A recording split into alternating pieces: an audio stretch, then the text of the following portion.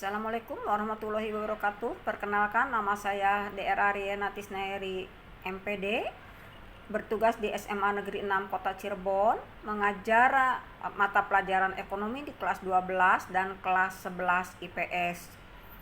Yang menjadi permasalahan pada pembelajaran di bulan Oktober adalah rendahnya hasil belajar.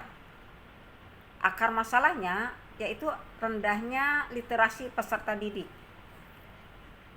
Literasi peserta didik jelas ini akan berdampak bagaimana anak menguasai materi seandainya siswa tersebut tidak mau membaca, dan sebagian besar mereka mau belajar atau membaca pada saat akan menghadapi ulangan atau adanya tugas-tugas. Sebagian besar siswa itu tidak memanfaatkan fasilitas yang ada di sekolah seperti perpustakaan yang banyak menyediakan baik buku paket atau buku literatur yang lainnya. Hal ini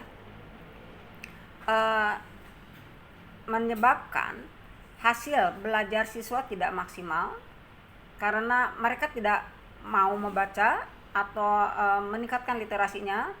Kemudian sebagian besar, hampir seluruh siswa hanya membaca jika menghadapi tes atau ada tugas. Hanya beberapa siswa yang sering berkunjung ke perpustakaan untuk membaca buku. Gerakan literasi di sekolah untuk membaca tidak berjalan maksimal.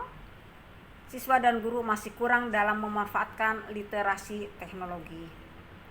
Itu yang menjadi alternatif solusi permasalahan, sedangkan yang menjadi alternatif solusi untuk meningkatkan literasi peserta didik, pertama tentu saja kita sebagai pendidik ini harus meningkatkan literasi, baik literasi baca, literasi menulis maupun literasi teknologi. Tentu saja literasi teknologi penting sehingga dalam pembelajaran tidak membuat anak itu menjadi jenuh dengan pembelajaran seperti konvensional.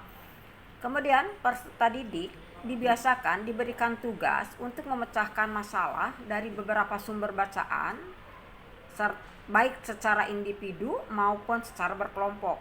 Terutama dengan secara berkelompok, mereka juga literasinya bukan hanya membaca, menulis, tapi mereka juga bisa saling berbagi informasi. Kemudian memanfaatkan perpustakaan untuk mencari sumber belajar.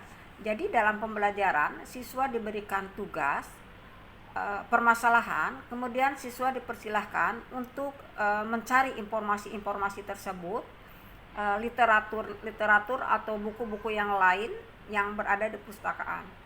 Kemudian juga meningkatkan kembali gerakan literasi sekolah dan meningkatkan pemanfaatan literasi teknologi.